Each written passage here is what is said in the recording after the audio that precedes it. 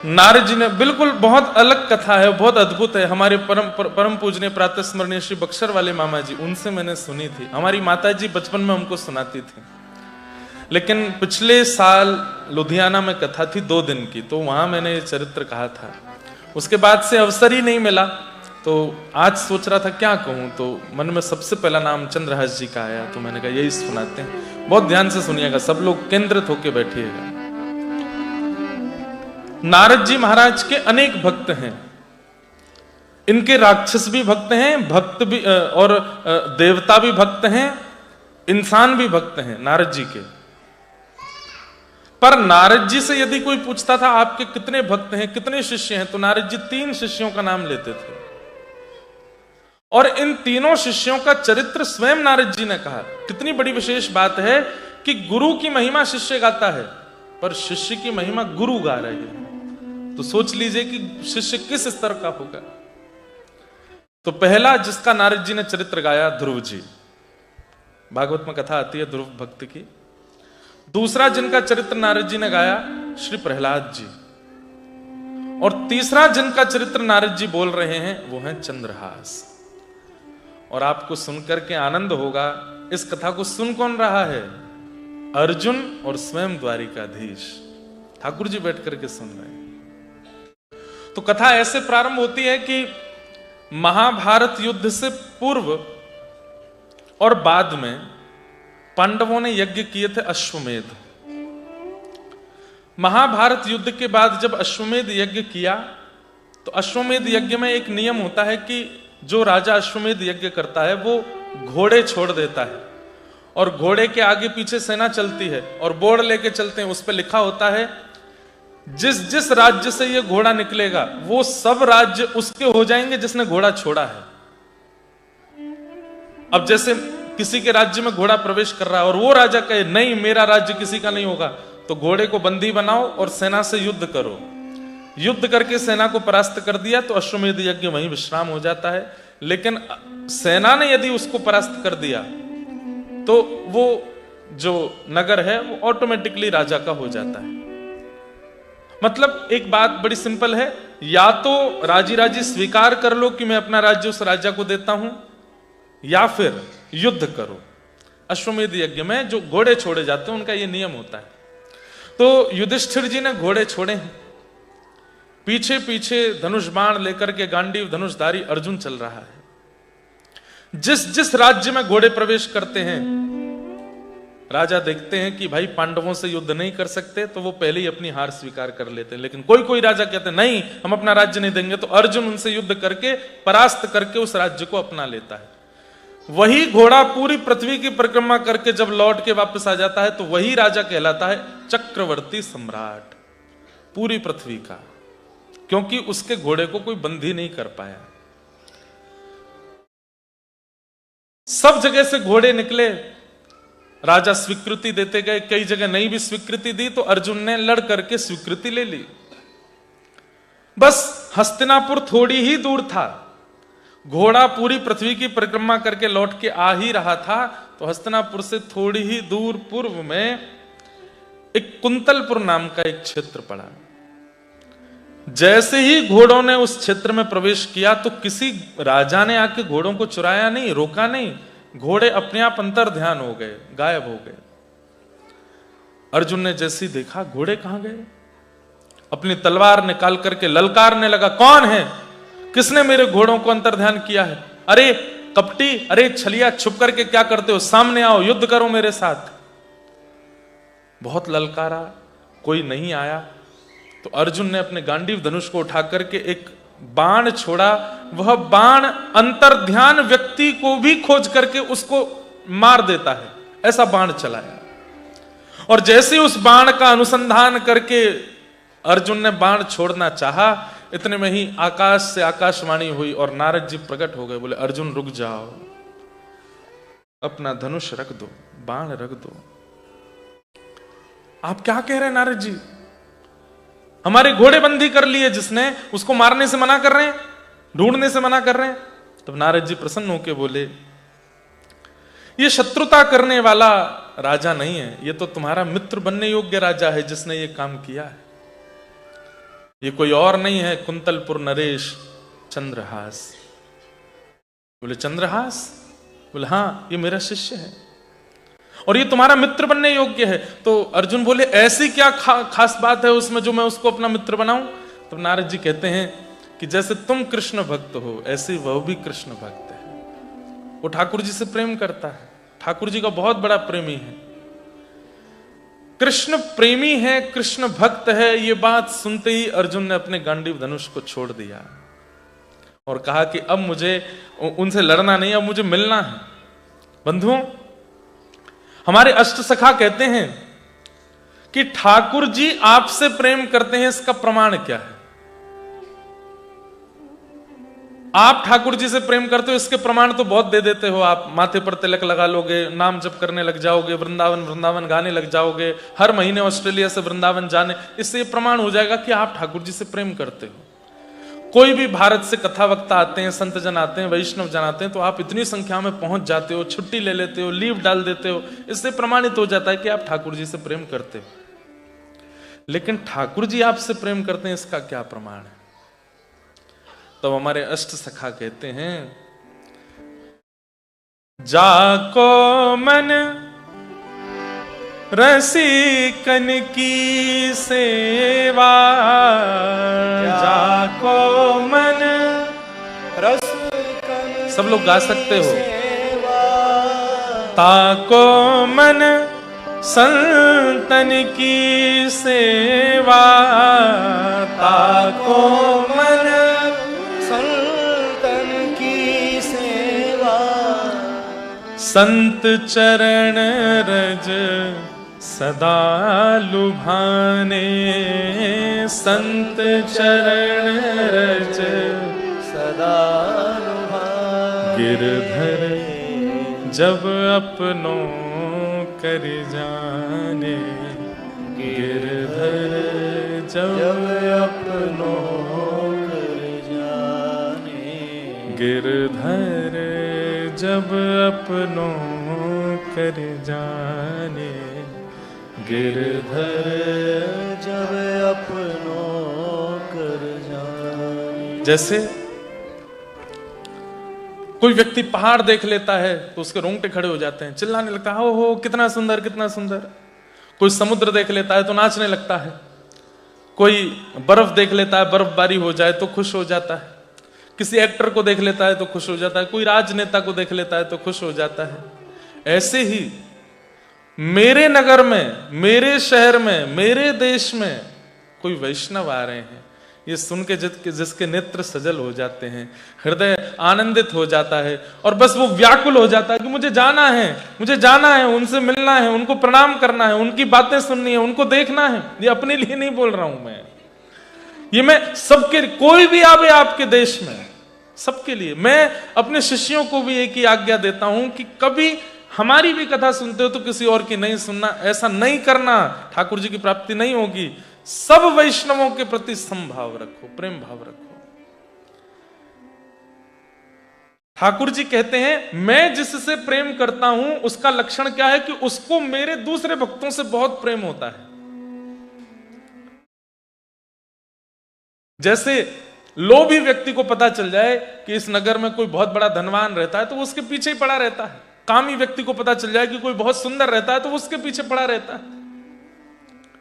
ऐसे ही भक्त जब पता चल जाए कि यहां कोई वैष्णव है, उसके पीछे ही पड़े रहे हैं, भैया आप कुछ सुना दो, हमें कुछ प्रसादी दे दो, कुछ कथा करा दो, कुछ तो कराओ। ठीक है, ये तो हमारे जीवन का सौभाग्य है या दुर्भाग्य, हमें नहीं पता।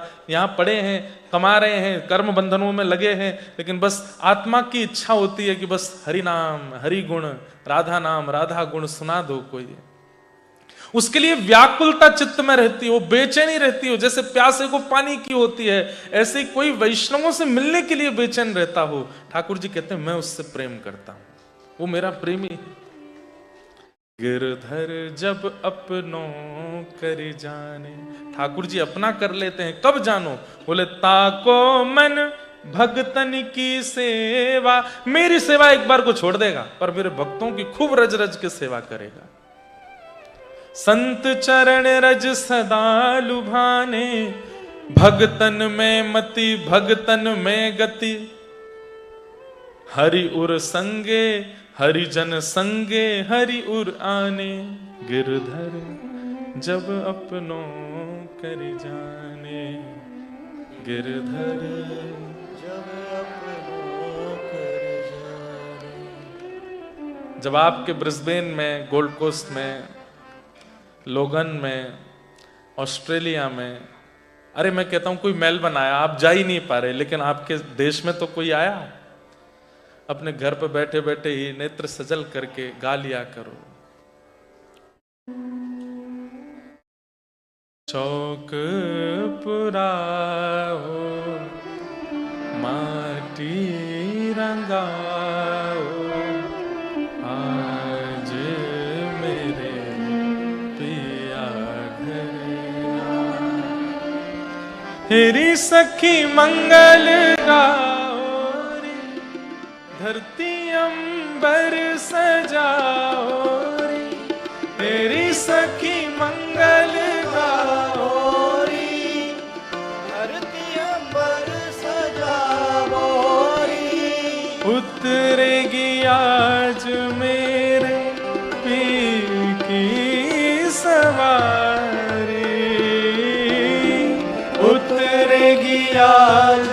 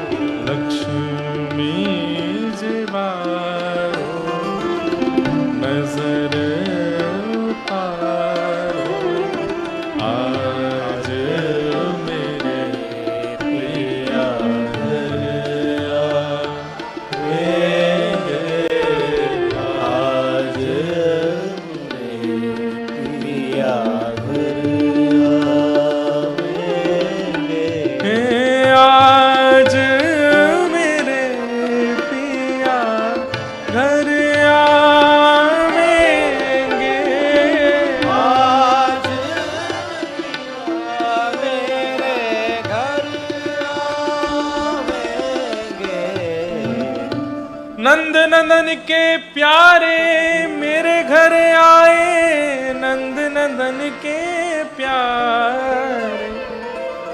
आज मेरे घर नंद नंदन के प्यारे आए हैं, व्रजवासी आए हैं, वैष्णव आए हैं, संत जन आए हैं, रसिक जन आए हैं, कथा सुनाने वाले ऐसे रसिक जन आए हैं। इन बातों को सोच करके जो बहुत प्रसन्न हो जाए और बिल्कुल अष्ट सात्विक भाव उसके चित्त में प्रकट होने लग जाए, ठाकुर जी कहते हैं मैं उससे बहुत प्रेम करता हूं, मैं उसके लिए, मैं उसकी नजर मैं उतारता हूं जो मेरे रसिकों से प्रेम करे।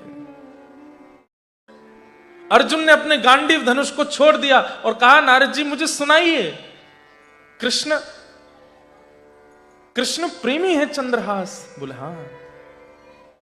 नारद जी बोले अभी मैं तुमको चरित्र नहीं सुना सकता उनका, क्यों? तुमको घोड़े लेकर के जल्दी पहुंचना हस्तिनापुर, नहीं तो यज्ञ पूरा नहीं हो पाएगा युधिष्ठिर का। तुम तो जल्दी से घोड़े लो और पहुंचो। अर्जुन कहता है कृष्ण प्रेमी भक्त पर 100 अश्वमेध यज्ञ वार दूंगा मैं।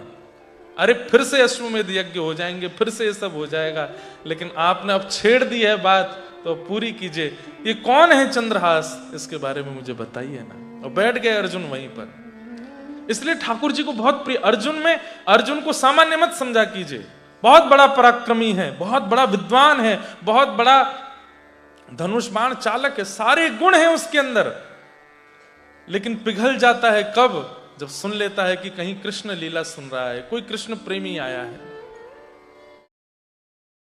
हनुमान जी महाराज कम बलवान है क्या? अष्ट सिद्ध नवनिधि के असवर दीन जानकी, राम रसायन तुमरे सदा रहो रघुबर के, तुमरे भजन जन्म जन्म के। लेकिन ऐसे हनुमान जी के लिए क्या कहा जाता है? प्रभु चरित्र सुनवे को रसिया। रसिया का मतलब जानते हैं? जो रस में डूब करके श्वास लेने भी बाहर ना आता हो, उसी में ही डूबता ही रहता हो, उसको रसिया बोलते हैं। हम आप सब भी रसिया हैं, पर हम कैसे हैं? रस में जाते हैं, फिर थोड़ी श्वास लेने बाहर संसार की आ जाते हैं। कैसा है ऑस्ट्रेलिया, कितने डॉलर के रेट चल रहे हैं, क्या चल रहा है क्या। पर एक बार रस में डूबा फिर निकला ही नहीं, उसको रसिया बोलते हैं। हम लोगों में और कृष्ण प्रेमी भक्तों में अंतर क्या है? ध्यान से सुनना।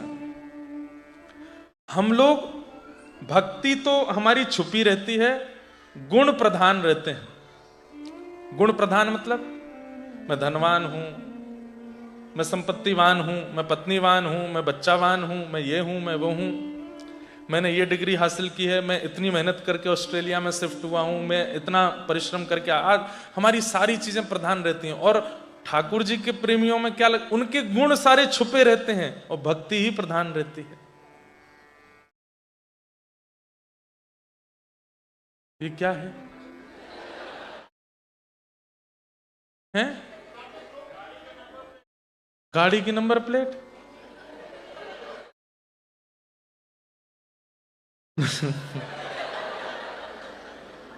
क्या है नंबर प्लेट? बोल दीजिए एक बार।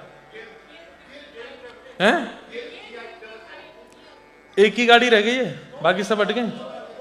2 रह गए हैं। भैया तुम्हारे हाथ जोड़ू, हटाया हो जल्दी, कल से कहीं ये नहीं हो हम कोई रिस्ट्रिक्टेड कर दिया जाए। यहाँ पे जिनकी भी गाड़ी नंबर है, प्लीज, हम कुछ नहीं कहेंगे, धीमे से चले जाओ, चुपचाप चले जाओ। कहीं उनको ये लग रहा हो मैं उठ के जाऊंगा, सब देखेंगे।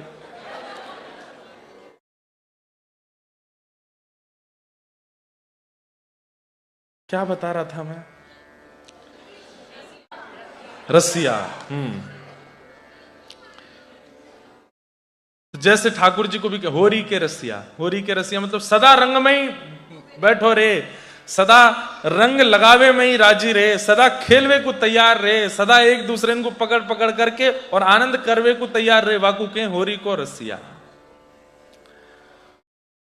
अर्जुन कहने लगे नारद जी, मुझे अब और कुछ नहीं सुनना है, अब अश्वमेध यज्ञ होता रहेगा, आप तो मुझे इस परम भक्त चंद्रहास का चरित्र सुना। नारद जी बैठ गए। सब लोग ध्यान से सुनिए, इधर देखो, शांति बनाए रखो। जो बोलेगा उसको बगल वाले की सौगंध है, इसलिए सब शांत रहो। कोई बोले तो खुद कोहनी मार के ना, ये भाई शांत हो जाए, कथा चल रही है, 2 ही दिन के लिए आए हैं ना, थोड़ा टाइम वेस्ट मत करो, सुन लो जल्दी। नारद जी ने जैसे ही कथा कहना प्रारंभ किया, तभी एक दिव्य तेज प्रकट हुआ। अर्जुन देखने लगे, नारद जी देखने लगे, ये क्या हो रहा है? और तभी क्या देखते हैं, उस दिव्य तेज के शांत होते ही मोर मुकुट वंशी धारी, शंख चक्र गदा पद्मधारी श्री द्वारिकाधीश वहां प्रकट हो गए। और प्रकट होकर के दौड़ करके आए, अर्जुन के बगल में अपना आसन लगाया और आकर के बैठ गए। तो नारद जी बोले, जय जय, प्रणाम। अर्जुन प्रणाम, आप यहां क्या कर रहे हैं? बोले, भाई देखो, मेरी कथा भागवत सुनने का अधिकार पूरे विश्व को है, पर भक्त कथा तो मैं सुनता हूं, मेरे भक्तों की लीला तो मैं सुनता हूं, मेरे आए बिना शुरू नहीं होती है। ठाकुर जी आकर के आसन लगा करके बैठे हैं और नारद जी से कह रहे, नारद जी अब सुनाओ। कृष्ण और अर्जुन दोनों बैठे हैं और नारद जी अपने शिष्य चंद्रहास का चरित्र सुना रहे हैं। बहुत ध्यान से सुनिएगा सब लोग।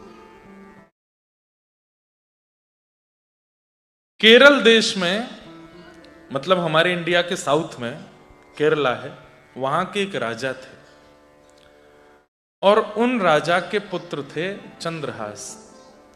चंद्रहास जी की अवस्था अभी 3 वर्ष की हुई। बहुत परिश्रम से, आशीर्वाद से, देवताओं की कृपा से तो चंद्रहास का जन्म हुआ। 3 वर्ष की अवस्था थी। बहुत सुंदर थे देखने में चंद्रहास, बचपन से ही बिल्कुल गोरे चिट्टे, लाल लाल गाल, कमल जैसे नेत्र, ऐसी सुंदर नासिका, ऐसे सुंदर ओष्ठ, घुंघराले केश। इनके पिता केरल देश के राजा और मां वहां की महारानी। खूब प्रेम से, खूब आनंद से सब चल रहा था, कोई दिक्कत नहीं थी। लेकिन एक दिन किसी अन्य देश के राजा ने उस केरल देश में आक्रमण कर दिया रात्रि के समय आक्रमण किया, बिना बताए आक्रमण किया, जिसके कारण से केरल देश के राजा अपनी सुरक्षा नहीं कर पाए और पूरा राज्य तो नष्ट हुआ ही हुआ। वे राजा की सेना राजभवन के अंदर चली गई। तो मां ने, जो बालकों की बेबी सिटिंग करते हैं, उनको हमारे यहां धाई मां बोलते हैं, तो महारानी ने अपने पुत्र चंद्रहास को धाई मां को दे दिया। बोले कि सब मरने वाले हैं, कोई नहीं बचेगा यहां पर मेरे पुत्र को कैसे भी बचा लो। ये बच जाएगा तो क्या पता इस राज्य का बाद में उत्थान हो जाए, इसको बचा लो। और ऐसा कहकर के धाई मां से कहा, मेरे बेटे को लेके भागो तुम यहां से। केरल देश के राजा का वध हो गया, मंत्री, सेनापति, महामंत्री सबको मार दिया। अंत में उस क्रूर राजा को पता था कि इस राजा का एक बेटा भी है, उसको भी वध कर दूंगा तो अब इनके वंश में कोई बचेगा नहीं और पूरा राज्य मेरा हो जाएगा। अंतःपुर में प्रवेश करके रानी का वध कर दिया, रानी की दासियों का वध कर दिया, ढूंढा लेकिन पुत्र नहीं मिला। वो धाई मां लेकर के पीछे भागी और उसने सारे वस्त्र, जो अच्छे वस्त्र पहनते हैं राजकुमार, वो वस्त्र हटा करके फटे पुराने वस्त्र पहना दिए, मुख पर थोड़ी कालीत लगा दी, थोड़ा रेत आदि लगा दी, बाल बिखेर दिए। और चंद्रहास को थोड़ा थोड़ा बोलना जानते थे, उनसे कहा, कोई भी कहे कि मैं कौन हूं तो कहना ये मेरी मां है। चंद्रहास, आज से मैं ही तेरी मां हूं। और ऐसा कहकर के वो धाई मां अपने अंग पे लपेट करके राज्य को छोड़ करके भागने लगी। पूरा राज्य धूं धूं करके जल रहा था। थोड़ी दूर पर उसी क्रूर राजा के सैनिकों ने नाकाबंदी कर रखी थी, उन्होंने तुरंत उसको रोका। कौन हो? बोले, मैं दासी हूं महाराज, मुझे छोड़ दीजिए। तुम्हारी गोद में? बोले, मेरा बालक है। बालक की स्थिति देखी तो रूप रंग वस्त्र देख करके लग रहा था कि ये इसी का ही बेटा होगा, दाई मां का बेटा है। उससे पूछा, ये कौन है तुम्हारी? छोटे से चंद्रहास बोले, ये मेरी मां है। और ऐसा बोल के रो गए। 3 वर्ष के हैं बस। बंधुओं, कई बार ठाकुर जी ऐसी सिचुएशन बना करके जीवन में भेजते हैं कि व्यक्ति ये सोचता ही रह जाता है कि मैंने किया क्या जिसका फल मैं भोग रहा हूं। ध्यान रखिएगा बंधुओं, कैसी भी परिस्थिति आ जाए, बस एक चीज को, 2 चीजों को डगमगाने मत देना। एक तो ठाकुर जी में विश्वास और दूसरा धैर्य, पेशेंस। व्यक्ति का नाश कब होता है? परिस्थिति सबके जीवन में आती है, मेरे भी आती है, आपके भी आएगी, प्रधानमंत्री के भी आएगी, राष्ट्रपति के भी आएगी। परिस्थिति से कोई नहीं बच सकता। राजा हो, रंक हो, फकीर हो, सबके जीवन में भयावह परिस्थितियां आती हैं। पर नष्ट कौन होता है? जो अविश्वास और धैर्य, इन दोनों को खो देता है, वो टूट जाता है। लेकिन आप हर उस व्यक्ति की बायोग्राफी देख लीजिए जो आज एक श्रेष्ठ स्तर पर बैठा है। हर किसी के जीवन में परिस्थिति आई और उसका देखने में आपको यही मिलेगा कि उसने अपना धैर्य नहीं छोड़ा, वो हारा नहीं, चलता रहा, जीत गया। कौन हार गए? जिनके मन में धैर्य नहीं रहा, विश्वास नहीं रहा। छोटे से चंद्रहास को लेकर के दक्षिण से चलते चलते चलते चलते चलते 1.5 महीने की यात्रा करके वो धाई मां उत्तर भारत में आई। ग्वालियर के पास में एक स्थान था कुंतलपुर, वहां पहुंची। वहां के राजा, उनके एक मंत्री थे। सब लोग इधर देखो, कथा सुननी है, ये पूरी सुननी है। इतना सुंदर चरित्र है कि मैं चला जाऊंगा ऑस्ट्रेलिया से, लेकिन चंद्रहास नहीं जाएंगे आपके चित्त से। इतना सुंदर चरित्र है। और ठाकुर जी कैसी लीला, कैसी कृपा इन पर करेंगे, सुन के आनंद हो जाएगा। एक पूरी जैसे एक फिल्म जैसी चलेगी और इतनी सुंदर। और इसके डायरेक्टर कौन है? स्वयं कृष्ण। तो चंद्रहास की ये लीला पूरी सुनो।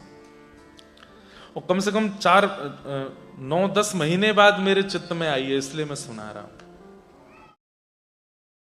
कुंतलपुर के राजा, उनके मंत्री थे, उनका नाम था दृष्टबुद्धि। क्या नाम था? दृष्टबुद्धि। कुंतलपुर के राजा नहीं थे, मंत्री थे। राजा बहुत ज्यादा ऐशो आराम में रहते थे, सारा कार्यभार और देखभार सब मंत्री ही करते थे। दृष्टबुद्धि ये धाई मां पहुंची और जाकर के दृष्टबुद्धि के आगे रोने लगी। मैं सब करना जानती हूं, भोजन बनाना, कपड़े धोना, साफ सफाई सब मुझे आता है, आप मुझे दासी रख लीजिए अपने यहां। दृष्टबुद्धि ने कहा, ठीक है, तुम हमारी दासी बन जाओ। ये कौन है? बोले, ये मेरा पुत्र है। सोचिए, 1.5 महीना पहले जो सोने के सिंहासन पर लेटता था, चारों तरफ से लोग बाग जिसको गोदी से नीचे नहीं उतरने देते थे, राजपुत्र राजपुत्र राजपुत्र कहकर के बुलाते थे। जिस गली से वो निकल जाते थे वहां कोई व्यक्ति बैठा नहीं रहता, सब खड़े होकर सिर झुका के प्रणाम करते थे। 1.5 महीने में कैसा भाग्य बदला, आज वो दासी पुत्र कहला रहा है। किसी को बता भी नहीं सकते कि किनका पुत्र, क्यों? कहीं किसी क्रूर राजा से उनका संपर्क हुआ और बता दिया, क्योंकि वो क्रूर राजा तो ढूंढ रहा है कि कहां है वो राजकुमार। ये मेरा पुत्र है। अच्छा, दासी पुत्र है? बोले हाँ, ठीक है। और वो धाई माँ वहीं पोंछा करती है, बर्तन करती है, काम करती है, फिर जो मिलता है बच्चा कुच्चा जो मिलता है वो खाती है, पहले पुत्र को खिलाती है, फिर स्वयं खाती है। इस प्रकार से चंद्रहास जी कुंतलपुर में रहने लगे। लेकिन सब कुछ सीधा सीधा नहीं चलता भक्त के जीवन में। अब चंद्रहास जी की उम्र लगभग 5 वर्ष की हो गई। कोई नहीं है इनका, माता पिता भाई बंधु परिवार संबंधी सब जा चुके हैं, केवल धाई मां के पास थे। 5 वर्ष के दासी पुत्र हो गए। इनको कोई चंद्रहास के नाम से नहीं जानता, सब दासी पुत्र ही बोलते हैं कुंतलपुर में। बच्चों के साथ बाहर खेलते रहते हैं, प्रतीक्षा करते रहते हैं। कोई बालक आता है तो उसको जाके बोलते हैं मेरे साथ खेलोगे, तो उसके साथ खेलते हैं। आज बच्चों के साथ खेलते हुए जैसे ही लौट के घर आए तो क्या देखते हैं कि धाई मां बीमार पड़ी है। ये आए, मां, जैसे ही बोला मां तो धाई मां के नेत्र खुले और हाथ पकड़ करके कहा मुझे क्षमा कर दो, तुम्हारी मां भी चली गई, पिता भी चले गए, राज्य भी चले गए, सब चले गए, अब मैं भी जा रही हूं, मैं नहीं बच पाऊंगी, मुझे बहुत गंभीर बीमारी हो गई है, तुम कैसे रहोगे, किसके सहारे रहोगे, कौन है तुम्हारा इस संसार में? चंद्रहास जी रोने लगे, मां ऐसे मत करो, मैं कहां जाऊंगा, मुझे कौन खिलाएगा, मैं कैसे जीवित रहूंगा, आप चली जाओगी तो।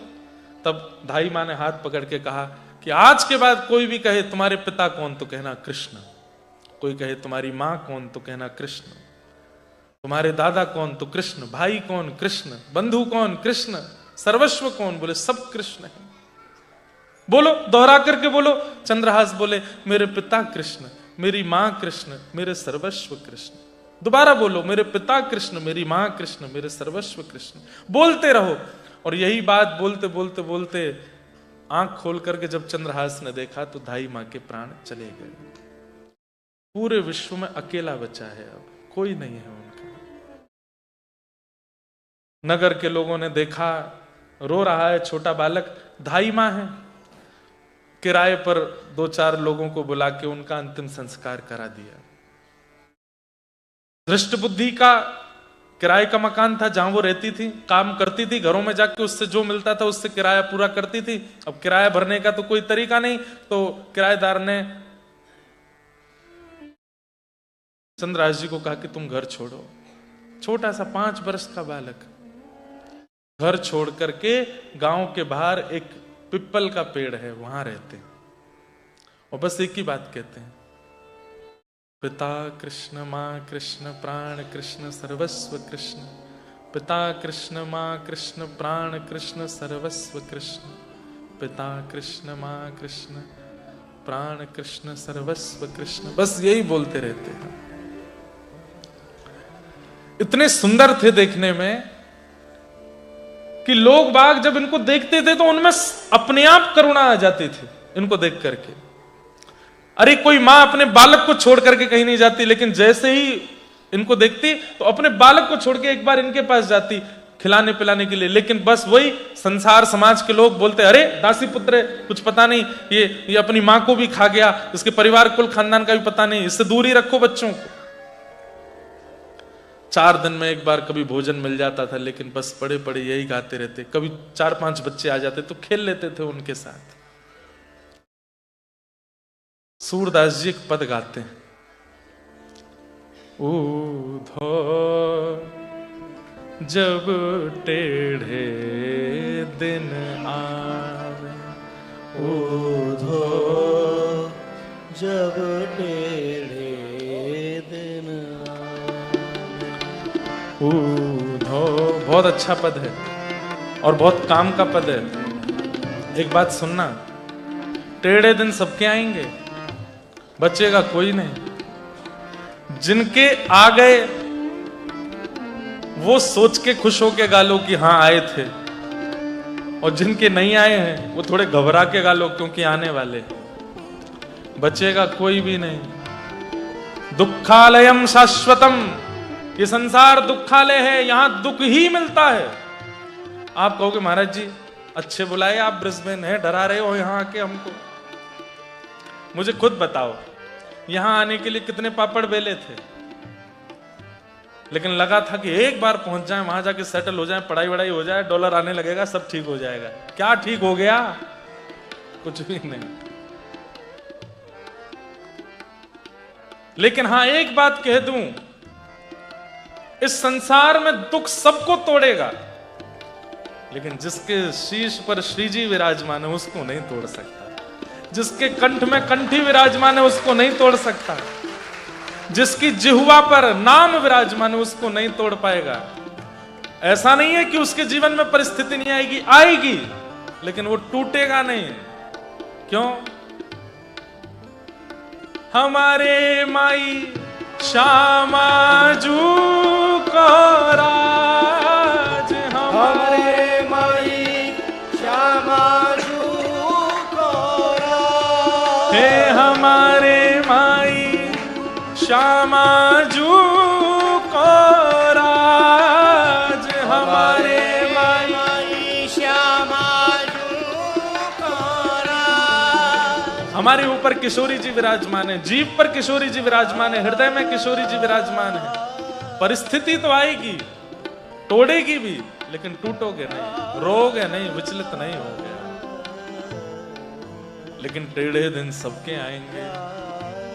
सूरदास जी गा रहे, ऊधो जब टेढ़े दिन आवे, ऊधो जब टेढ़े दिन आवे, ऊधो जब टेढ़े दिन आवे, ऊधो जब टेढ़े दिन आवे, जब टेढ़े दिन आवे,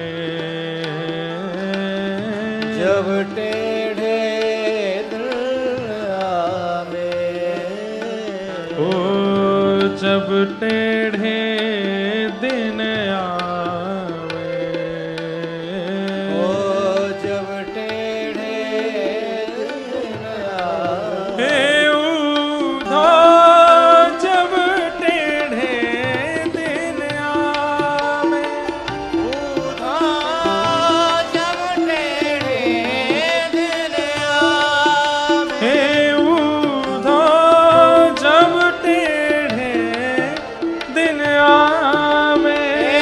ऊधो जब टेढ़े क्या होता है आवे, जब टेढ़े दिन आते हैं? तो क्या होता है? जो भोग चुके हैं वो रिलेट करेंगे, और जो नहीं भोगे वो तैयार रहना। इष्ट मित्र मुख हूं नहीं बोलत, इष्ट मित्र मुख हो नहीं बोलत, आपके मित्र और आपके परिवारी जन फोन उठाना बंद कर देंगे। सामने से दिख जाओगे तो नजर फेर लेंगे, देखेंगे भी नहीं, बात नहीं करेंगे आपसे। अरे क्या बात करना, अपने दुख रोएगा मेरे आगे आके।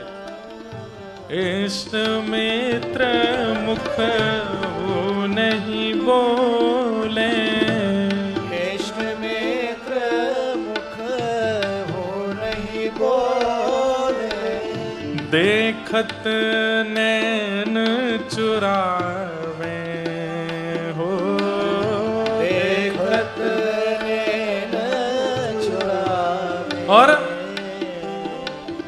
सोना छुएत होत है माटी, सोना छुअत होत है माटी। कहा एक समय ऐसा था कि मिट्टी छू देते थे तो सोना हो जाता था, जो सोच लेते थे वो प्राप्त हो जाता था, जैसा चाहते थे वो मिलता था। अब अब जो सोचते हैं वो बर्बाद और हो जाता है, जहां जाते हैं वो खत्म और हो जाता है, जिसको छू देते हैं वो नष्ट हो जाता है। सोना छुएत होत है माटी, सोना छुअत होत है माटी। और तब मूरख ज्ञान बतावे,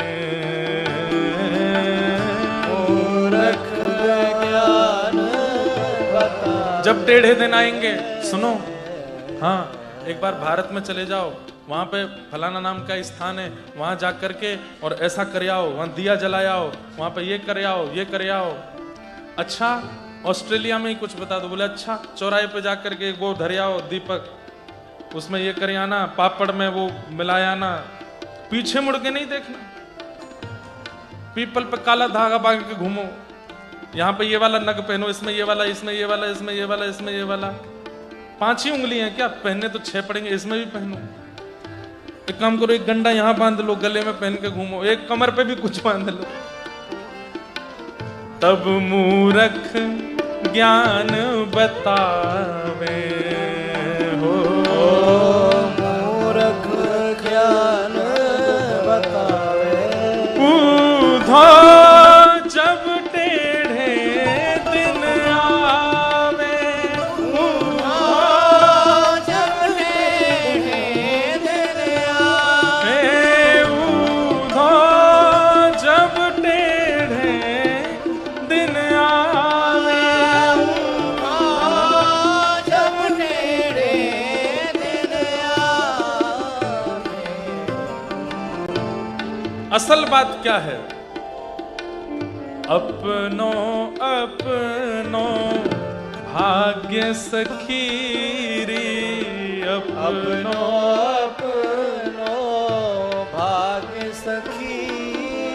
हे काको दोष लगावे, ओ काको दोष लगावे। अरे मेरा तो 1 मिलियन का फायदा होने ही वाला था, ये रमेश आ गया बीच में, उसने आकर के ये टांग अड़ा दी, तभी मेरा काम रुक गया। मेरा तो ये काम हो ही जाना था, मेरी पत्नी ने रोक दिया मुझको, मेरा तो ऐसा हो ही जाना था, पर ये हो गया। ये हम कार्य बिगड़ जाने के बाद, हारने के बाद, अनुपलब्धि प्राप्त करने के बाद में फिर सोचते हैं किसके कारण हुआ। अरे कभी खुद के लिए नहीं सोचा कि तुम ही अयोग्य हो, नहीं हो पाया तुमसे, इसकी वजह से नहीं हुआ, ये मैंने कह दिया था तो नहीं हुआ, ये नहीं हुआ। अपनो अपनो भाग्य सखीरी, अपनो अपनो भाग्य सखी। हे काको दोष लगावे, काको दोष लगावे। बहुत सुंदर बात। हे सूरदास विधि ना के आगे, सूरदास विधि ना के आगे, छिन भर टरहु न पावे, सिर भर टरहु न पावे। अरे सूरदास कह रहे हैं विधाता के आगे तुम्हारी चल जाएगी क्या? वो जो करना चाहते हैं, जो देना चाहते हैं, जो सोच लेंगे वो होगा होगा होगा। किसी को दोष लगाने से, कुछ कहने से, हाथ पैर मारने से कुछ नहीं होने वाला है। सूरदास विधना के आगे छिन भर टिक न पावे, कोई टिक नहीं सकता है विधाता के आगे। ऊधा जब टेढ़े दिन आवे, जब टेढ़े दिन आवे, ऊधा जब टेढ़े दिन आवे, जब टेढ़े दिन आवे। ये पद गोपियां गा रही हैं जब उद्धव जी उनको समझाने गए। भगवान कृष्ण वृंदावन से मथुरा चले गए, सालों बाद उद्धव को भेजा कि जाओ गोपियों को समझा के आओ, वो मेरी याद में बहुत रोती हैं। तब उद्धव जी गोपियों को समझाने आए, तब गोपियां गाती हैं, ऊधो जब टेढ़े दिन आवे, टेढ़ी मेढ़ी बनी कुबरी, वाको हरि लिपटावे। मथुरा जाके हमने सुना था कुब्जा, उसकी कमर 3 जगह से टेढ़ी थी, उसको हरि ने हृदय से लगाया। और चंद्रवदन सी सुभग राधिका, चंद्रवदन सी सुभग राधिका, वाको योग सिखावे। उसको सिखाने के लिए उद्धव को भेजा है। ये सब हमारे टेढ़े दिन हैं, अपनो अपनो भाग्य सखीरी, काको दोष लगा।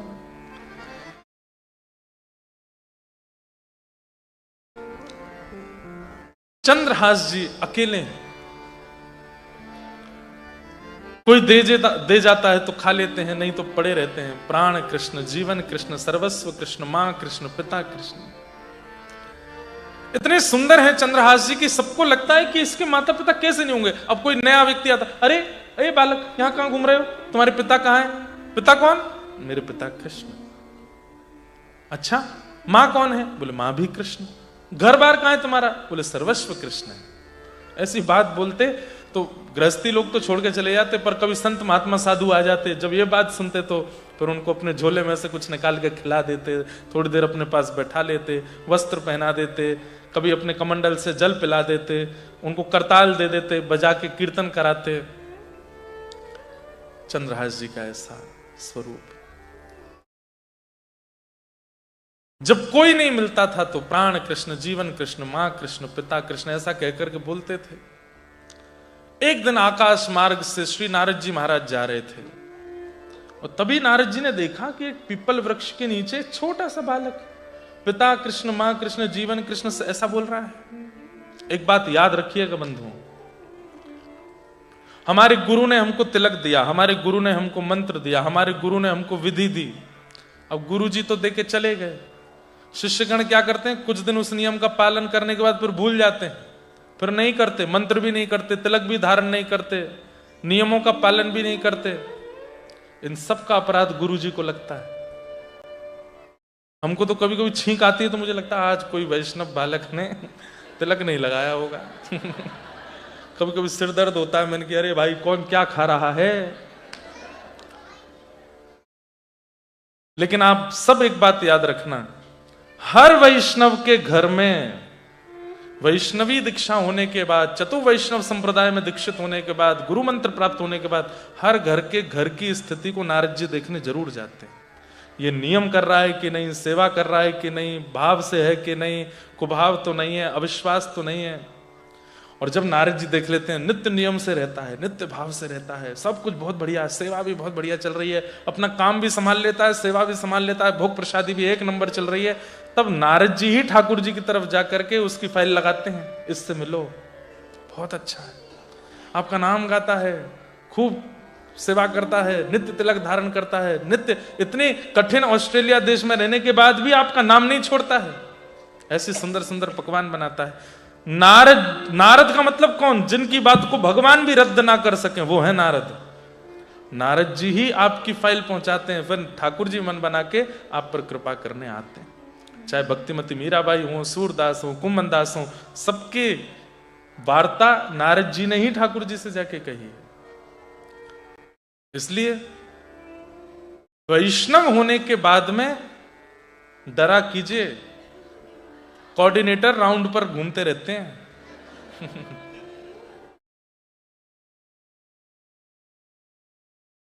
नारद जी महाराज ने जैसे ही देखा चंद्रहास को, पहुंच गए।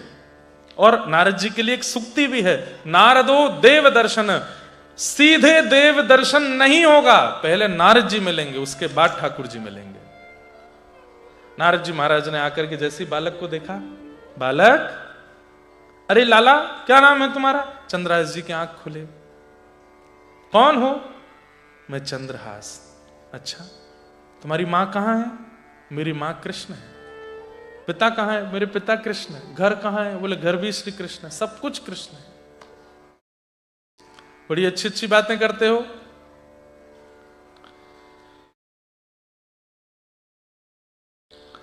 नारद जी महाराज प्रसन्न हो गए और चंद्रहास के पास बैठ करके उनके सारे लक्षणों को देख करके मन बना लिया नारद जी ने कि ये तो ठाकुर जी का परम अधिकारी है। बालक, जिन कृष्ण का तुम नाम ले रहे हो, मिलना चाहते हो उनसे? बोले हाँ, मैं मिलना चाहता हूं, इधर आओ। उसके लिए थोड़ा प्रयास करना पड़ेगा।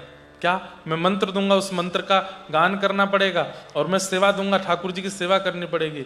और श्री नारद जी ने चंद्रहास जी को अपने समीप बुला के उनके कान में गुरु मंत्र दीक्षा दे दी। नारद जी ने चंद्रहास जी को गोपाल मंत्र दिया और गोपाल मंत्र देने के बाद में बोले अब तुम्हें सेवा भी करनी पड़ेगी ठाकुर जी की। तो सेवा क्या करें? बोले तुम जिन कंचों से खेलते हो उन कंचों को लेके आओ। कंचा जानते हैं? कंचों को लेकर के आए तो उन्हीं कंचों में छोटे से शालिग्राम भगवान थे जिनको ये पहचानी, उनसे ही रोज खेलते थे। नारद जी ने कहा ये कंचा नहीं है, ये शालिग्राम जी इनको दो। बोले शालिग्राम ये भगवान है? बोले हाँ। ये कैसे भगवान है? पत्थर जैसे गोल मटोल भगवान। तब कथा सुनाई। बोले कि एक कन्या थी, उसने भगवान की तपस्या करके प्रार्थना की कि मैं आपको यशोदा देवकी की तरह गोद में खिलाना चाहती हूं। तो भगवान ने उसको वरदान दिया, ठीक है, कालांतर में आप गंडकी नदी बनोगी और आपकी गोद में मैं शालिग्राम बन करके आऊंगा। अभी हम कुछ महीने पहले कथा करके आए मुक्तिनाथ, वहीं गंडकी जी के भीतर से शालिग्राम जी प्रकट होते हैं। पूरी कथा सुनाई और बोले इस प्रकार ये शालिग्राम है। अब लाला जो मैंने मंत्र दिया उसका पाठ करना और नित्य इनकी सेवा करना, कृष्ण तुमको मिलेंगे, मेरा आशीर्वाद है। चंद्रहास जी बोले मेरे पास घर तो है नहीं, छत तो है नहीं, ठाकुर जी को कहां विराजमान करूंगा, क्या भोग लगाऊंगा, कैसे करूंगा, सब कैसे होगा? नारद जी बोले बहुत सरल सेवा है शालिग्राम जी की। बोले क्या? दिखा के खा लो, धो के पी लो। शालिग्राम जी की सेवा कैसी है? दिखा के खा लो, कुछ भी बनाओ ठाकुर जी को दिखाओ, उसके बाद उसको पालो। और धो के पी लो मतलब उनका अभिषेक करके जो उनका चरणामृत है उसका पान कर लो। बस इतनी सेवा है, इससे ज्यादा कुछ। और हो सके चंदन घिस के एक टीका लगा दो, बस तुलसी पधरा दो, इससे अधिक सेवा नहीं।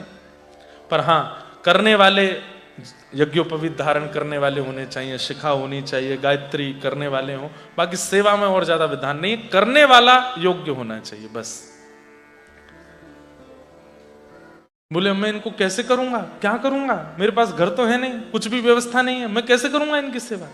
नारद जी बोले मेरा काम तुमको मंत्र देना और सेवा देना था, अब करोगे कैसे ये तुम जानो। आपने क्या कहा?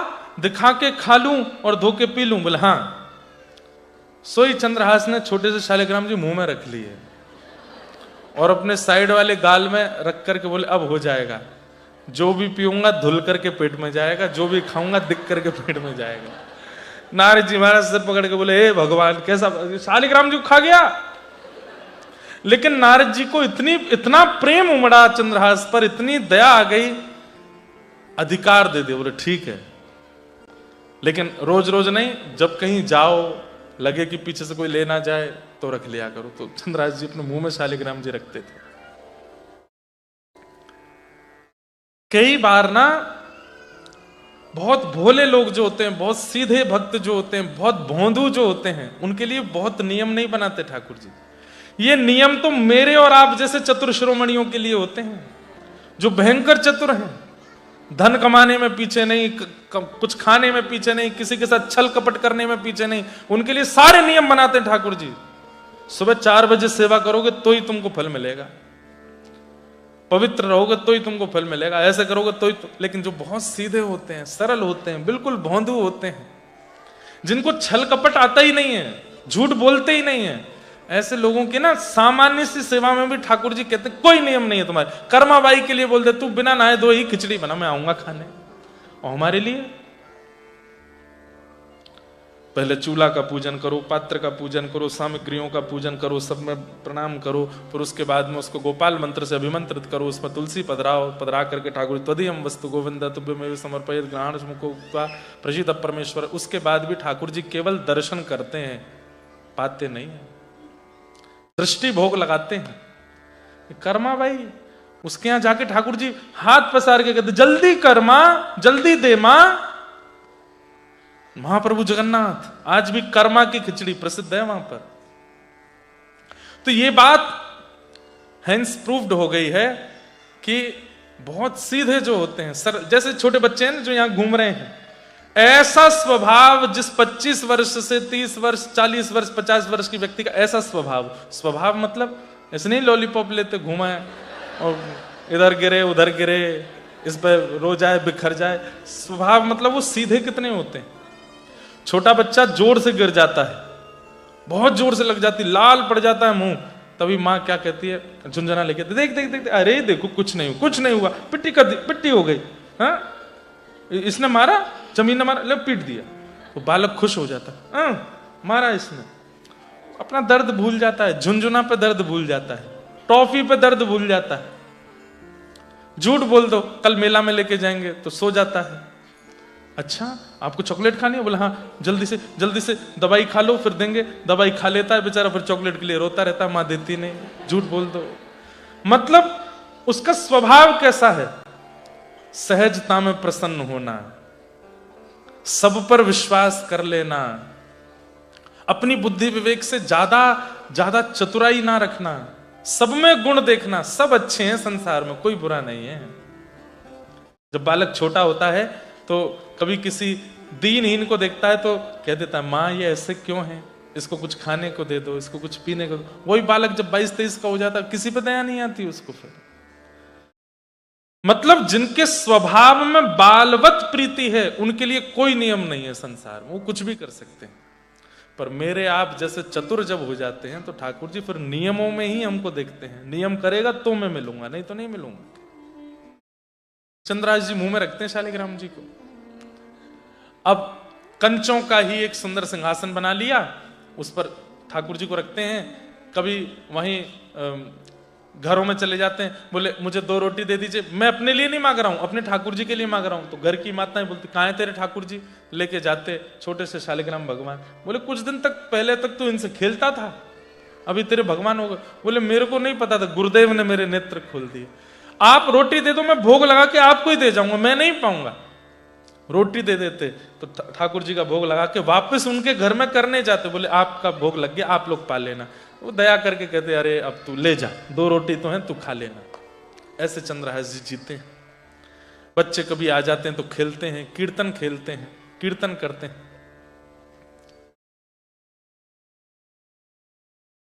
ऐसा जीवन चंद्रहास जी का चल रहा है। तभी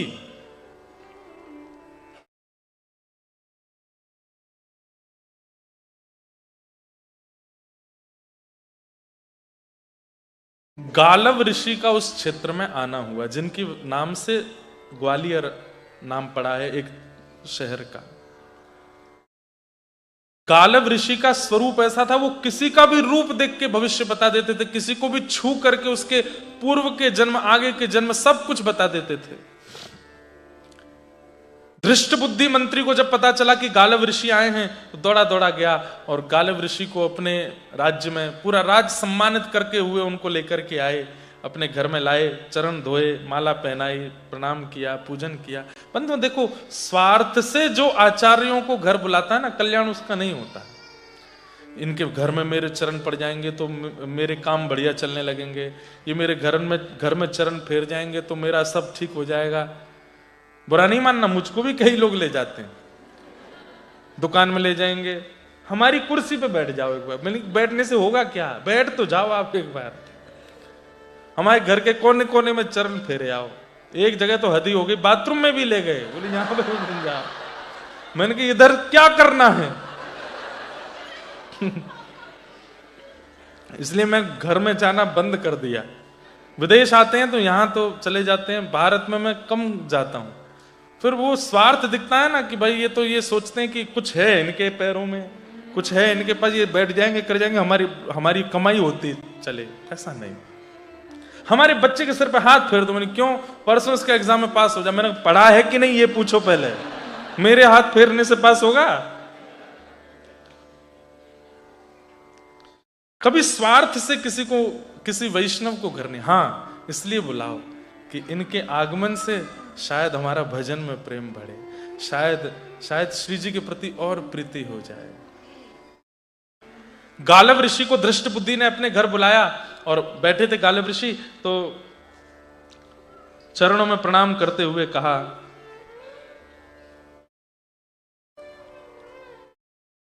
महाराज मेरे परिवार पर थोड़ी दृष्टि डाल के बताइए ना, सब ठीक है कि नहीं। गालिब ऋषि बोला, हाँ सब बढ़िया है। बोले आप सब छोड़िए, मुझे, उनकी एक पुत्री थी, उसका नाम था विषया। क्या नाम था? और उनका एक पुत्र था, पुत्र का नाम था माधव, दृष्ट बुद्धि मंत्री के। बोले मुझे मेरी चिंता नहीं है, मेरे पुत्र की चिंता भी नहीं है, पर मेरी बेटी अब बड़ी होती जा रही है, इसके बारे में बता दीजिए कि बस इसका भविष्य कैसा होगा, इसका पति कैसा होगा, सब चीज थोड़ा बता दीजिए, बस मैं उसकी चिंता से मुक्त हो जाऊं। पिता की एक ही चिंता रहती है, बेटी का सब मंगल रहे। तो गालिब ऋषि ने बुलाया और विषया को सामने बुला करके बैठे, उसको देखा, देख करके बोला, बहुत उत्तम भविष्य है तुम्हारी बेटी का। बोले अच्छा, ब्याह कैसे होगा? बोले कि परम सुंदर, इतना सुंदर होगा जिससे इनका ब्याह होगा कि उसको देखते बनेगा, विवाह में इनको कम उसको ज्यादा देखेंगे सब लोग, बहुत सुंदर होगा। और क्या गुण होगा? सरल, सहज और योग्य गुण वाला होगा। और तीसरा, इसी कुंतलपुर का वो राजा बनेगा। ये सुनकर के तो धृष्ट बुद्धि नाचने लगा, मैं जिस नगर का मंत्री हूं उस नगर का भावी राजा मेरी बेटी से ब्याह करेगा। अरे महाराज, गालिब ऋषि के चरण में पड़ गया, चंदन लगावे, कभी दक्षिणा लाके देवे, सोने के आभूषण पहनावे। वाह महाराज जी, आपने तो कृपा, मतलब मेरी पुत्री कुंतलपुर की महारानी होगी। बोला हाँ, ये राजा से ब्याह करेगी। दृष्ट बुद्धि की पत्नी बैठी थी, बोले कि महाराज जी, संसार में सब में गुण ही नहीं होते, अवगुण भी होते हैं, कुछ अवगुण भी बता दीजिए। तब गालिब ऋषि कहते हैं, तुम्हारे जो जमाई होंगे, मतलब तुम्हारी बेटी जिनसे ब्याह करेगी, उससे तुम्हारी बिल्कुल नहीं बनेगी। मतलब दृष्ट बुद्धि, तुम अपने होने वाले दामाद को बिल्कुल पसंद नहीं करोगे, और वो तो तुम्हारे प्रति फिर भी भाव रखे, पर तुमको वो बिल्कुल प्रिय नहीं। तो दृष्ट बुद्धि बोले, ऐसा कैसे हो सकता है? मैं कुंतलपुर का मंत्री हूं, मैं जिस राजा के सदैव अधीन रहता हूं, उस राज पदवी पर अगर मेरे दामाद बैठे तो मैं उनसे बैर कैसे कर सकता हूं? बोले तुम्हारे दामाद से बनेगी नहीं। दूसरी बात, तुम्हारी बेटी के विवाह में एक अड़चन आएगी, और वो अड़चन तुम ही होगे, तुम ही नहीं होने दोगे ब्याह। पूरे प्रयास करोगे, एड़ी से चोटी तक जितनी ताकत लगा सकोगे अपनी बेटी के ब्याह को रोकने की, सब करोगे तुम। अब परिवार के सब लोग दृष्ट बुद्धि को देखें। दृष्ट बुद्धि बोले, मुझे तो समझ ही नहीं आ रहा है, ये आप कैसी बात कर रहे हैं? गुण और अवगुण का मेल ही नहीं हो रहा है। आपने जो गुण बताए वो अवगुणों से मिल नहीं रहे हैं। अंत में कह दिया, तुम अपने दामाद को जान से मारने तक की योजना बनाओगे। ये सुनते ही उनकी बेटी विषया तो रोने लगी, पिताजी आप ऐसा करोगे? दृष्ट बुद्धि बोले, मैं तो समझ ही नहीं पा रहा हूं ये हो क्या रहा है। हे महाराज, बोले समय आएगा तो मेरी वाणी असत्य नहीं होगी, मैं जो बोल रहा हूं ये होगा होगा होगा। दृष्ट बुद्धि बोले, आपको आगे भी जाना था ना, चलें? आज्ञा। गालिब ऋषि उठ करके आगे निकले।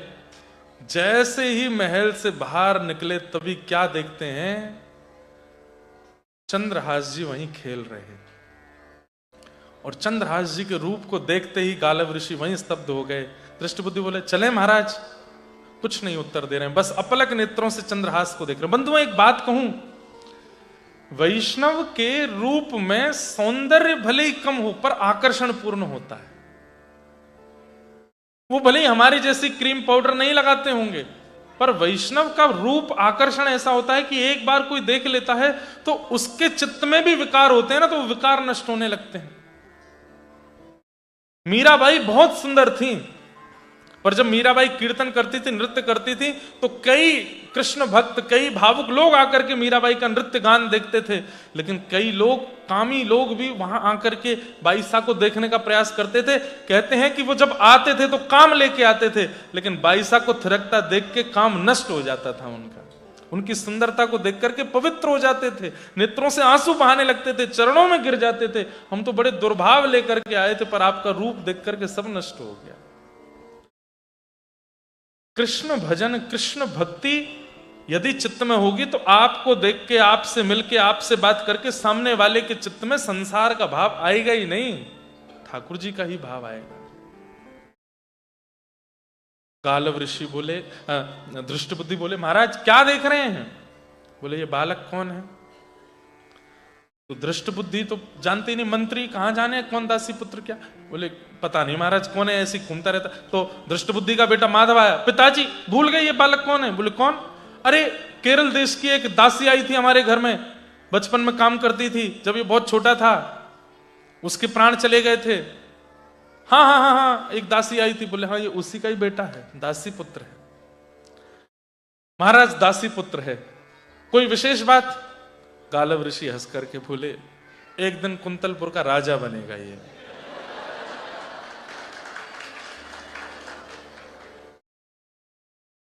दृष्टबुद्धि बोले ये राजा बनेगा कुंतलपुर का? बोले हाँ, असंभव, इसके पिता का पता नहीं, इसकी मां का पता नहीं, इसके परिवार खानदान का पता नहीं, और राजवंश तो राजघराने से चलेगा, उनके पुत्र का पुत्र का पुत्र राजा बनेगा, ऐसे चलता है, ये कैसे राजा बन जाएगा? गालव ऋषि बोले मैं जो बोलता हूं वो होगा, यही राजा बनेगा। दृष्टबुद्धि बोले पहले मुझे विश्वास था कि इनकी वाणी सत्य होती होगी, लेकिन अब ये जो भी बोल रहे हैं मेरे को लग रहा है कि इनकी वाणी से सारी शक्ति जा चुकी है। बुलाया चंद्रहास को, इधर आओ। चंद्रहास दौड़ करके गए। गालव ऋषि ने जैसे ही देखा, हाथ फिर के नेत्रों से आंसू आने लगे गालव ऋषि के। बोले तुमको ठाकुर जी का साक्षात दर्शन होगा, कुंतलपुर के राजा बनोगे, मेरा आशीर्वाद है। और हृदय से लगा करके छोड़ दिया पुनः वापस। गालव ऋषि बोले महाराज जी आप कहीं भी कुछ भी बोल देते हैं, जरा भी विचार नहीं करते। गालव ऋषि ने टेढ़ी दृष्टि से देख करके बोला तुम्हारी बेटी के होने वाले पति भी वही है। और ऐसा कहकर के गालव ऋषि वहां से चले गए। दृष्टबुद्धि बोला ये क्या बोल के गए हैं? बेटी विषया ने भी ये बात सुन ली थी, अब तो विषया चंद्रहास को ही देख रही है, सुंदर तो वो थे ही। और कन्या वर्यते रूपम, शास्त्र की आज्ञा है कि कन्या, ये बात बहुत गलत फैलाती जाती है सब जगह कि कन्या धन से प्रेम करती है, कन्या घर से प्रेम करती है, कन्या प्रॉपर्टी देख लेती है। ये सब बातें असत्य हैं। कन्या वर्यते रूपम, कन्या को रूप ही चाहिए अपने होने वाले पति में। कोई अगर रूपवान नहीं है तो वो बुरा नहीं मानना, या पत्नी से पूछ मत लेना कि मैं अच्छा लगता नहीं तुमको। पर ये बात सत्य है कि कन्या वर्यते रूपम। ठीक है वो बात की किसी कारण से सब योग देख के, कई बार जरूरी नहीं रूप देखे, स्वभाव भी देखती है कन्या, पर रूप पहली प्रायोरिटी होता है। और चंद्रहास सुंदर तो थे। चंद्रहास जी का चरित्र एक भक्त चरित्र भी है और एक स्वच्छंद प्रेम कथा भी है। अब तो विषया घर के भीतर गई, ऊपर चढ़ के खिड़की में से चंद्रहास जी खेल रहे हैं, उन्हीं को देख रही है, और नीचे खड़ा दृष्टबुद्धि चंद्रहास को देख रहा है। असंभव, हो ही नहीं सकता, इसमें पहनने के कपड़े नहीं, ये कुंतलपुर का राजा बनेगा, ये इसके नीचे मैं मंत्री बनूंगा, और ये मेरी बेटी विषया परम सुंदरी, उसका ब्याह होगा इससे, हो ही नहीं सकता। विषया दौड़ करके आई, पिताजी क्या कह रहे हैं? बोले बेटी महाराज जी की बातों को ज्यादा हृदय से मत लगाना, ऐसे ही बोलते हैं, संत जनों का कुछ होता तो है नहीं है, ऐसे ही बोल के निकल जाते हैं कहीं से भी। तेरा बहुत योग्य घर में ब्याह करूंगा। बोले वो तो कह के गए इसी से होगा। बोले इससे तो बिल्कुल नहीं होगा। बोले कि उनकी बात सत्य हो रही है कि आप ही अड़चन बनोगे बीच में। आप ही नहीं होने दोगे मेरा ब्याह। तू भीतर चल, भीतर जा, मैं देखूंगा ना एक श्रेष्ठ कुल राजा तेरे से ब्याह होगा। ऐसा नहीं हो सकता, इससे ब्याह नहीं होने दूंगा। चंद्रहास जी अपने ठाकुर जी की सेवा करते हैं और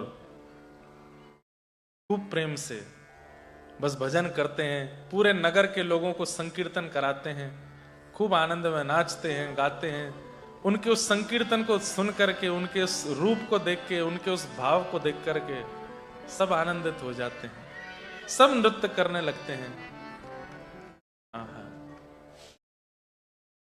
चंद्रहास जी का ये भाव,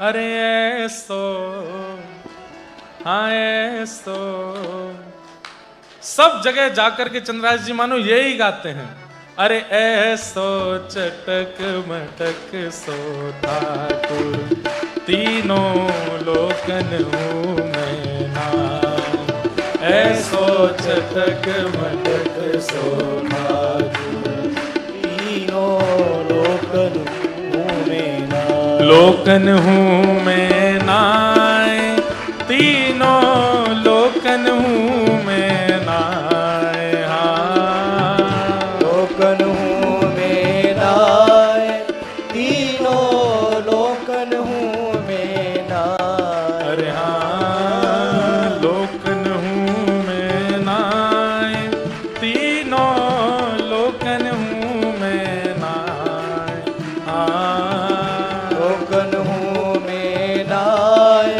तीनों लोकन हूँ मैं नाय, अरे ऐसो रहो हो ऐसो, हो ऐसो चटक मटक सो ठाकुर, तीनों लोकन हूँ मैं नाम, ओ ऐसो चटक मटक सो ठाकुर, तीनों लोकन हूँ। श्री वृंदावन बिहारी लाल की। कुराते हैं तो जी उठते हैं मरने वाले, मुस्कुराते ठाकुर जी कैसे हैं? हो तो जी उठते हैं मरने वाले। अरे कोई मर रहा होगा और उसी समय ठाकुर जी प्रसन्न हासारुण लो चलो लसत, ठाकुर जी मंद मंद मुस्कुरा जाते हैं तो उसकी मृत्यु भाग जाती है, जीवित हो जाता है। मुस्कुराते हैं तो जी उठते हैं मरने वाले, मुस्कुराते हैं तो जी उठते हैं मरने वाले।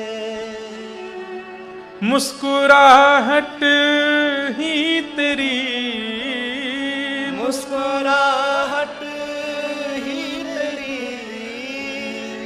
करती जीते जी मरण,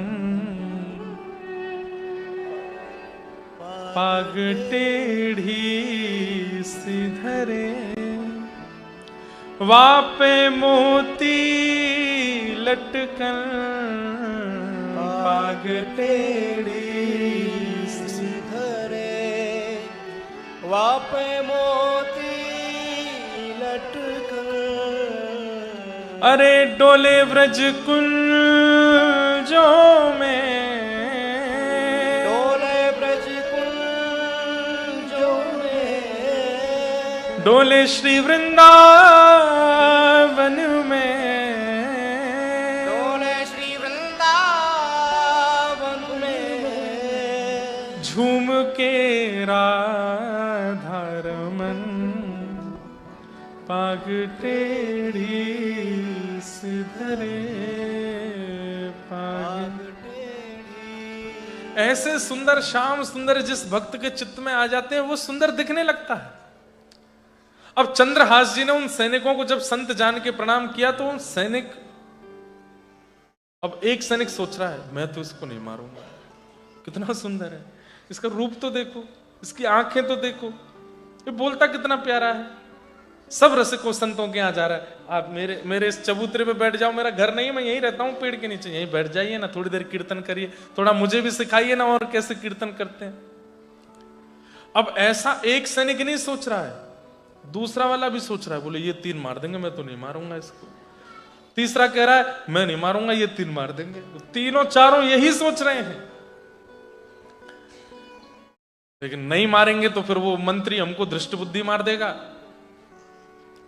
क्या करें। बोले अरे इसके लोभ में मत आओ, रूप पे मत जाओ, लेके चलो इसको। चारों उसको लेकर के बोले अच्छा तुम एक काम करो लाला, हमारे आश्रम चलो, आश्रम चल के कीर्तन करेंगे। कहाँ है आपका आश्रम? बोले वन में है अंदर। अरे फिर तो बहुत आनंद आएगा, वन में चलूंगा, मैं आगे आगे चलूं, आप सब मुझको लेके चलो। नाचते गाते हुए जा रहे हैं, खूब आनंद और प्रेम, बीच बीच में रोने लगते हैं। मेरा कोई नहीं है ऐसा पूरी दुनिया कहती है, लेकिन देखो ना ठाकुर जी बीच बीच में रसिकों को भेज देते हैं, संतों को भेज देते, यही मेरा परिवार है। अब ये सब बातें उससे सुनकर के वो सैनिकों का हृदय पिघल रहा है। अच्छा एक बात, सैनिकों के पीछे तो और भी, इन्होंने तो बहुत लोगों को मारा, वो भी इनके आगे ऐसी बातें करते होंगे, तब तो इनका हृदय पिघला नहीं। आज क्यों पिघल रहा है? क्योंकि एक वैष्णव बोल रहा है। हमारे पूज्य नाना जी से मैंने एक बार एक प्रश्न किया था कि हिरण्यकश्यप ने अनेक सैनिक भेजे प्रहलाद जी को मारने, और सुनने में आता है वे सारे सैनिक जाते और वहीं कीर्तन करने लग जाते, लेकिन जब हिरण्यकश्यप स्वयं गया उस पर कीर्तन का प्रभाव नहीं हुआ। क्यों? तो हमारे नाना जी बोले लाला, स्विच बोर्ड में प्लग लगाओ तो तार में करंट आता है, अब उस करंट से स्पीकर जोड़ दो तो उसमें आवाज आने लगेगी, लाइट जोड़ दो तो प्रकाश हो जाएगा, पंखा जोड़ दो तो पंखा चल जाएगा, एसी जोड़ दो तो एसी चल जाएगा। लेकिन किसी फ्यूज बल्ब को कितना भी जोड़ो, जलेगा? नहीं जलेगा। बोले जो बल्ब पहले से फ्यूज है उस पर कितना भी करंट देते रहो, वो जलेगा? नहीं जलेगा। इसका मतलब किसी वैष्णव के संपर्क में आकर के आपके चित्त में वैष्णवता आ रही है तो समझ जाना कि आप फ्यूज नहीं हो। लेकिन अनेक वैष्णवों का संग करने के बाद भी, कथा सुनने के बाद भी, वृंदावन जाने के बाद भी, आचार्यों का दर्शन करने के बाद भी, ये ऑस्ट्रेलिया के मैटेरियलिस्टिक वर्ल्ड में ज्यादा रुचि हो रही है तो समझो फ्यूज ही हो, अभी भी नहीं जले। अच्छा एक बात, व्यक्ति फ्यूज कैसे होता है? वैष्णव अपराध। जब किसी भक्त का अपमान करता है, जब किसी भक्त का अपराध कर देता है, तो भक्ति का करंट खूब लगा दो उसको, वो जलेगा ही नहीं। क्यों? अपराध किए बैठा है, मनसा वाचा कर्मणा वैष्णवों का निंदा की है, वैष्णवों का अपराध किया है, इसी के कारण फ्यूज हो गया है। कई लोग हैं बहुत कथा सुनते हैं लेकिन कोई फर्क नहीं पड़ता उन पर। क्यों? फ्यूज बैठे। इसलिए ये 2 दिन की कथा के बाद तीसरे दिन पूछना फ्यूज तो नहीं हूं मैं। क्यों? मंडे आवे ट्यूसडे आवे तो भी कथा की याद आ रही। कितना सुंदर चरित्र चंद्रहास जी का, कितना बढ़िया। और फिर मन हो अब कहाँ है कथा महाराज जी की? बोले अब सिडनी गए हैं, और चलो यार सिडनी चल रहे हैं, वहां कथा सुनेंगे बढ़िया प्रेम से जाके। अगर मन बन जाए कि नहीं सिडनी जाना है, घूमने की भावना से, कथा सुनने की भावना से, और दौड़ दाड़ के पहुंच गए महाराज, तो समझो तुम फ्यूज नहीं हो। करंट तो लगा है, थोड़े तो जले हो। अच्छा हम लोग पता कैसे हैं? ये वाले बल्ब नहीं है हम, ये तो मीराबाई सूरदास हैं कि करंट आया जले ही रहे हैं। हम वो वाले, वो पीछे देखो, वो पीछे लग रहे हैं ना, लुप लुप लुप लुप कर रहे, ये वाले हैं हम। करंट तो उनमें भी जा रहा है, पर यही स्थिति है हमारी, जलना बुझना चलना। कभी तो खूब तेज तेज चलते हैं, वो कभी धीरे धीरे चलेंगे। लेकिन ठीक है, ठाकुर जी के संसार रूपी पृथ्वी की सुंदरता, कई बार सुंदर बनाना होता है घर को, तो यही वाली लाइट लगाई जाती है, ये भी लगाई जाती, वो भी तो वो सूरदास, कुम्मनदास, मीराबाई आदि आदि, ये सब संसार में ऐसे बल्ब हैं जिनसे संसार प्रकाशित हो रहा है। पर हम आप सब भी इन लड़ियों की तरह लगे हैं, टिम टिम टिम टिम टिम टिम कर रहे थोड़ी सी। उन सैनिकों के मन में आया हम कैसे मारें। अब जैसे ही उसको वन में ले गए, चंद्रहास जी तो खूब नाच रहे गा रहे थे। चारों सैनिकों ने कहा अरे ये लोभ, ये मोह क्यों हो रहा है इसके प्रति, निकालो अपना असली रूप धारण करो। और सबने अपने कमंडल आदि सब फेंक करके और बिल्कुल विकराल रूप में आके तलवार निकाल ली, धक्का दिया जोर से। चंद्रहास जी गिरे, उठ करके पीछे देखा, घबरा गए। आप सब ऐसे क्यों हो गए? आपके वस्त्र कहां गए? गले की माला, कमंडल आदि सब कहां चला गया? हे महापुरुष, आप सब तो अपने आश्रम ले जा रहे थे, ये आपके हाथों में तलवारें क्यों हैं? हम तुझे मारने आए हैं। चंद्रहास जी बोले पर क्यों? मैंने तो कुछ भी नहीं किया, आप मुझे क्यों मार रहे हैं? मैंने किसी के यहां रोटी नहीं खाई, मैंने किसी के वस्त्र नहीं चुराए, ऐसा मैंने क्या कर दिया जो आप मुझे मारने आए हैं? बोले हमें नहीं पता तूने क्या किया, पर तुझे मारना है। चंद्रहास जी बोले अब तो मैं बच भी नहीं पाऊंगा, कोई भी नहीं है, मेरे तो परिवार भी नहीं है, मेरे तो केवल कृष्ण है, प्राण कृष्ण है, जीवन कृष्ण है, पिता कृष्ण, मां कृष्ण है, कम से कम इतना कर दीजिए। बोले क्या? मेरे माता पिता जो कृष्ण है, एक बार मैं उनको देख लूं, एक बार मुझे उनका दर्शन हो जाए, उसके बाद मैं खुद आ जाऊंगा आपके पास, आप मुझे मार देना। एक हमारे भारतीय संगीत में कभी कभी एक पंक्ति गाई जाती है, कागा सब तन खाइयो, मेरो चुन चुन खइयो मांस, पर दो नैना मत खाइयो, मोहे पिया मिलन की आस। अरे कागा, तू मेरा सारा तन खा लेना, बस मेरे नेत्र मत खाना। क्यों? अभी तक श्याम सुंदर दिखे नहीं है, एक बार वो दिख जाए उसके बाद इन नेत्रों को भी ले जाना। वही हाल मानो चंद्रहास उन सैनिकों से कह रहे हैं, मैं खुद आ जाऊंगा अपने आप को मरवाने, एक बार बस मैं ठाकुर जी का दर्शन कर लूं, एक बार मेरे पिता मेरी मां जो कृष्ण है वो मुझे दिख जाए बस। मैं सौगंध खा के कहता हूं, मैं भागूंगा नहीं, मैं खुद आ जाऊंगा आपके पास। कब मिलेंगे वो कृष्ण? बोले ये नहीं पता कब मिलेंगे, पर जब मिलेंगे उसके बाद मैं आ जाऊंगा। उसकी बातें सुनकर के वो सब सैनिक आपस में एक दूसरे पे बोले, ए भाई एक काम कर, मैं तो नहीं मार पा रहा, तुम 3 मार दो। तो दूसरा बोला, ए मैं भी नहीं मार पा रहा, मेरे तो वैसे ही बहुत दया आ रही है चित्त में, तुम दोनों मार दो। वो दोनों बोले, अरे हम तो वैसे ही पहले ही तलवार वलवार छोड़ने के चक्कर में थे, हमसे नहीं मरेगा ये। बोले तो हम चारों के मन में दया आ रही है? बोले हाँ। बोले हम नहीं मारना चाहते तुमको, लेकिन यदि नहीं मारा तो मंत्री हमको मार देगा, और उसने कहा था कि मार के कुछ अवशेष लेके आना जिससे पता चले कि मर गया। तो उन चारों सैनिकों ने कहा, एक काम करो, आंख बंद करो। आंख बंद कर ली। बोले पीछे देखो। पीछे देखे तो उनका पैर पकड़ के पैर की 51 उंगली काट दी और जोर से चिल्लाए चंद्रहास। सैनिकों ने हृदय से लगाया। बोले बेटा अब तू देख, ये पीड़ा थोड़ी सी है, कृष्ण से मिलना है ना तुझे अपने माँ पिता से मिलना है ना। बोले हाँ, इसको सहले, हम ये उंगली ले जा करके उसको दे देंगे ताकि उसको पता चले कि तू मर गया है। और सुन, तू भाग जाए यहां से, दोबारा लौट के मत आना कुंतलपुर में। चंद्रहास जी बेचारे रोते बिलखते लंगड़ाते हुए जा रहे हैं। कितनी परीक्षा जीवन में, और छोटे से बालक के। चलते चलते इतना रक्त निकला कि उस रक्त के निकलने के कारण बेहोशी हुई और एक वृक्ष के नीचे हाँ कृष्ण, प्राण कृष्ण, जीवन कृष्ण करते करते बेहोश हो गए।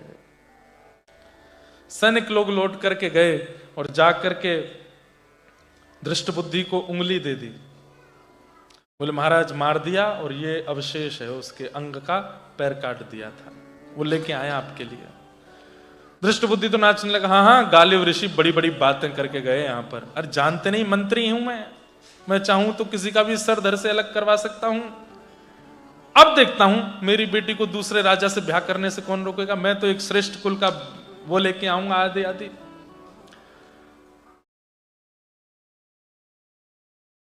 यहां दृष्ट बुद्धि प्रसन्न हो रहे हैं और वहां चंद्रहास एक पेड़ के नीचे कोसों दूर पड़े हैं।